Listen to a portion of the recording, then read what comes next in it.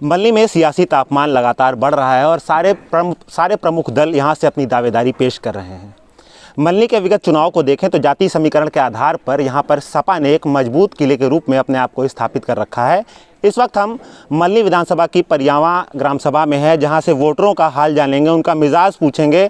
चर्चाएं बड़ी गर्म है, के जीतत बा, के हारत बा, एक अलावा भाजपा से के टिकट मिलत बा, का धनंजय सिंह फिर भैया निर्दलीय चुनाव लड़िए और सपा के किला में सेंध के लगा पाए। इन सब सवालों का जवाब जो है मल्ली विधानसभा के वोटर देंगे और इसी क्रम में वोटरों से बात करेंगे और जानेंगे क्या है मल्ली विधानसभा का मिजाज। चाचा, क्या है इस बार मल्ली विधानसभा का रुख उपचुनाव को लेकर के? किन मुद्दों को लेकर के प्रत्याशियों का चयन करने वाले हैं इस बार आप? कोई मुद्दे नहीं, जितना बढ़िया चुनाव चल रहा है, जो जीतने वाला वही जीतेगा। कौन जीतने वाला है? क्या मुद्दे रहेंगे कि किस मुद्दे? भाई बीजेपी से बड़ा मुद्दा केहू का ना हो। भारतीय जनता पार्टी, बस उसी पे रहते हैं, उसी पर लिखना। तो भारतीय जनता पार्टी 1967 में जनसंघ आखिरी बार यहाँ से सीट निकाली थी, उसके बाद से वो चिराग कभी जला नहीं है। क्या उम्मीद है इस बार भाजपा कोई कमाल कर पाएगी मल्ली विधानसभा में? कर सकती है अगर चुनाव का सिंबल अच्छा हो तो। मतलब प्रत्याशी अगर अच्छा देती है तो चुनाव जीत जाएगी। हाँ, अन्यथा तो फिर लड़ाई तो होती रहती है। चाचा, क्या लग रहा है इस बार समाजवादी किले में सेंध लग पाएगी? कितना मुश्किल है बाकी दलों के लिए यहाँ पे अपने आप को स्थापित करना मल्ली विधानसभा में? सब पार्टियों के लिए समान रूप है, कोई भी जीत सकता है, कोई नहीं। पिछला मुकाबला जो था वहाँ यहाँ पर पारसनाथ यादव जी, जिनकी अभी मृत्यु हो गई है, जिनके कारण यहाँ पे उपचुनाव होने हैं, लगभग 70,000 वोट प्राप्त किए थे। क्या आपको लगता है लकी यादव 70,000 वोट के पार चले जाएंगे? उतना वोट नहीं पाएंगे वो। मुकाबला दिलचस्प होने वाला है। किन मुद्दों को लेकर के आपको लगता है मल्ली विधानसभा के वोटर्स इस बार वोट डालेंगे? क्या प्रमुख मुद्दे होंगे मल्ली के? प्रमुख मुद्दा होगा विकास, और वो धनंजय सिंह ही कर पाएंगे और शुरू से ही कर रहे हैं, और आज भी अगर होंगे तो वही करेंगे। इससे पहले भी धनंजय सिंह जब ये रारी विधानसभा में आती थी तो यहाँ के विधायक थे। क्या विकास कार्य किया ऐसा धनंजय सिंह ने कि आप चाहते हैं कि वापस एक बार उन्हें फिर से मौका दिया जाए? वो गरीबों के मसीहा हैं। हर गरीब परिवार की चाहे शादी हो, चाहे 13वीं हो, चाहे कुछ भी हो, हमेशा मदद करते हैं। विधायक हों तब भी, नहीं है तब भी, आज भी कर रहे हैं। इसीलिए हम लोग जो है धनंजय सिंह को पसंद करते हैं। मल्ली विधानसभा में जातीय समीकरण के आधार पर देखें तो समाजवादी पार्टी यहाँ से बेहद मजबूत स्थिति में नजर आती है और समाजवादी पार्टी के लगातार यहाँ से विधायक रहे हैं पारसनाथ यादव। आपको क्या लगता है कि समाजवादी पार्टी एक बार फिर से अपना परचम यहाँ पे लहरा पाएगी? समाजवादी पार्टी हमेशा जीती है और जीतेगी।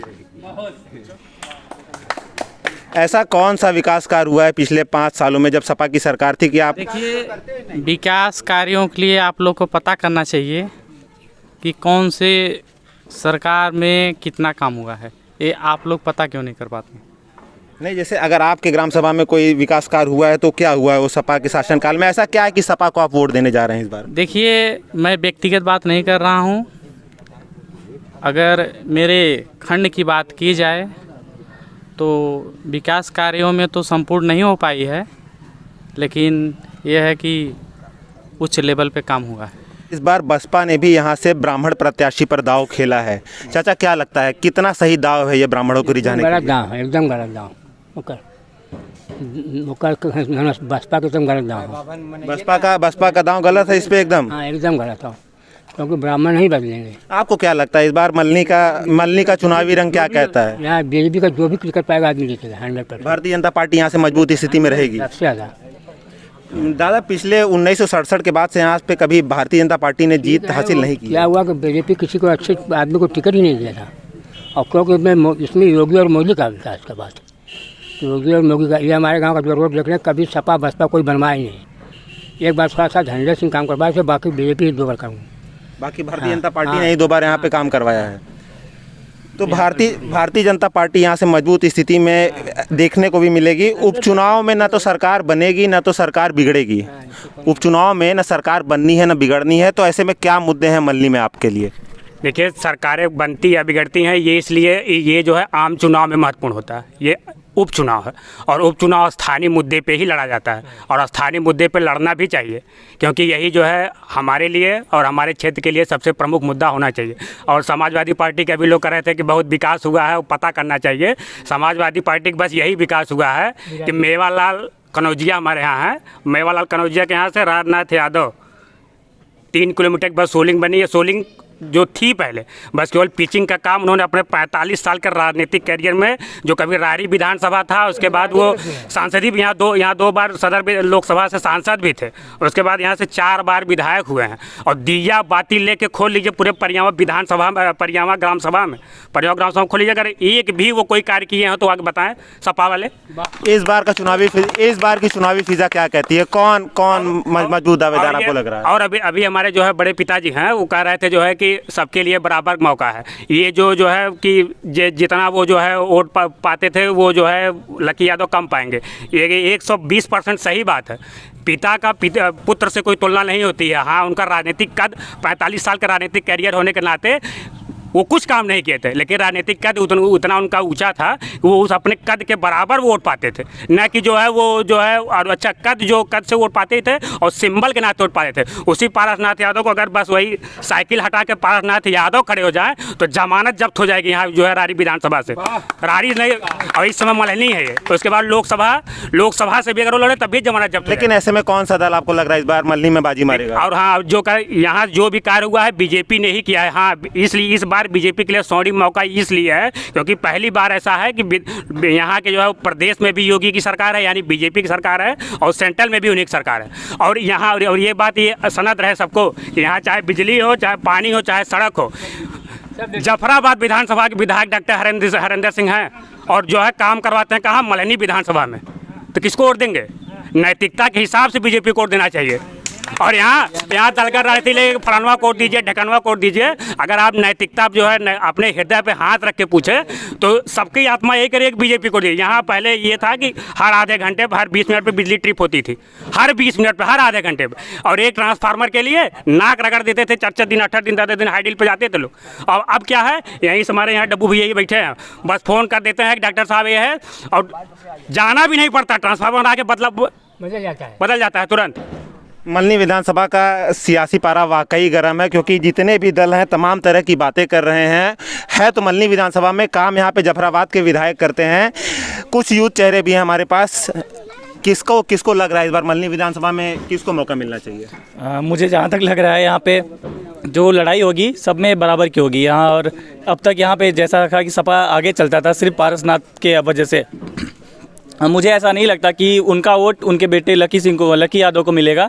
और यहाँ तक मुझे लग रहा है यहाँ पे धनंजय सिंह सांसद यहाँ पे रह चुके हैं, वो यहाँ पे बहुत सारे काम किए हैं परियावा क्षेत्र में, मल्हनी विधानसभा में। और जैसे कि कोई भी मौका, जैसे हमारे अंकल भी बताए थे कि कोई भी काम हो या ना हो, उनके पास जाने पे वो पहुँच जाते थे, हमेशा तत्पर रहते थे मदद करने के लिए। इसलिए हमें जहाँ तक लगता है कि मल्हनी विधानसभा में अधिकतर वोट धनंजय सिंह को पड़ेगा। मल्हनी विधानसभा में धनंजय सिंह, भाजपा, सपा, बसपा सभी शामिल हैं यहाँ पर। चाचा, क्या प्रमुख मुद्दा रहेगा मल्हनी में इस बार? विकास का। कौन से विकास कार्य का? विकास में सभी विकास कार्य आते हैं। और उन विकास कार्यों को करने में कौन सा प्रत्याशी सबसे आपको अलग दिख रहा है इस बार? बीजेपी पार्टी का। बीजेपी ने अभी तो कोई उम्मीदवार घोषित किया नहीं। तो वो इंतजार कर रहे हैं ना, वो पार्टी की बात है, वो प्रत्याशी कोई भी घोषित करें, हम प्रत्याशी को देख करके मत नहीं करेंगे। पार्टी लाइन को देख करके वोट करेंगे, सिंबल को देख करके वोट करेंगे। बिल्कुल जो भी काम हो रहा है सब बीजेपी ही कर रहा है, चाहे स्टेट में हो, चाहे सेंटर में हो, चाहे कहीं भी हो। आप देखिए उसको। मल्हनी में यहाँ पे एक शख्स ने कहा कि खोज लीजिए, दिया लेके खोज लीजिए, विकास नहीं मिलेगा। दूसरी चीज़ पूछता हूँ, क्या दिया बाती लेके खोजूंगा तो क्या कांग्रेस के वोटर मिलेंगे यहाँ पे? मुश्किल है क्योंकि जो बहुत पहले जो परंपरागत कांग्रेस के वोटर थे, तो हमें लगता है कि इतनी उम्र होगी कोई अब रहेंगे ही नहीं होंगे। और नए में तो कोई ऐसा युवा नहीं लगता कि वो अभी समय कांग्रेस को वोट करेगा जो है, क्योंकि वो 56 साल के हैं, अभी युवा बने हैं, तो हमें तो ऐसा नहीं लगता है कि कोई उनको कांग्रेस को वोट देगा जो है यहाँ पे जो है। उत्तर प्रदेश में कानून व्यवस्था लगातार बिगड़ती जा रही है, क्या ये सब भी मुद्दे हो सकते हैं यहाँ पे उपचुनाव में? ये आपकी सूचना गलत है। कानून व्यवस्था पूरी तरह से दुरुस्त है और एकदम लाइन में है। माननीय योगी आदित्यनाथ जी एकदम सही कार्य कर रहे हैं।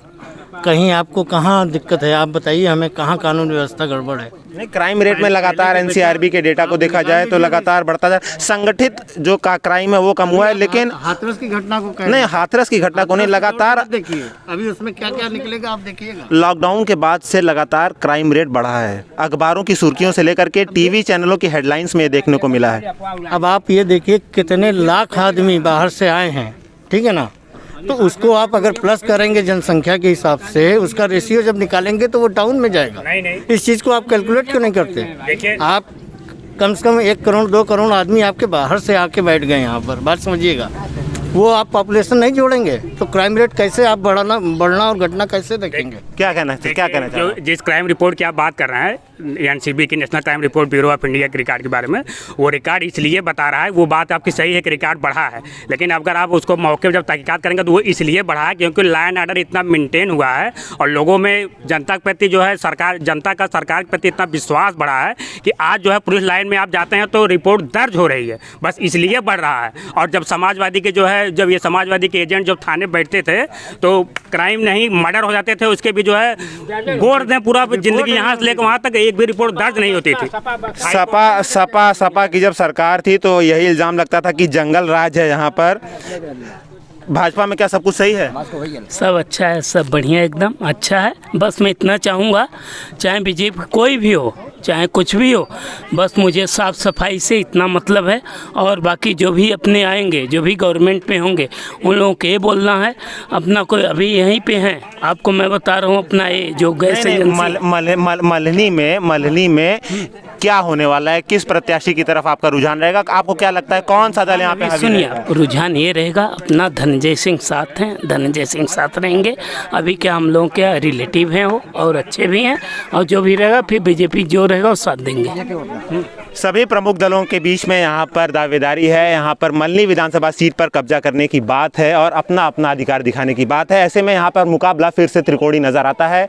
सपा के साथ धनंजय सिंह और भाजपा भी यहाँ पर चुनावी मोड़ को दिलचस्प बनाते नजर आ रहे हैं। वीडियो जर्नलिस्ट नीरज सिंह के साथ मैं आदित्य भारद्वाज, CBN जौनपुर।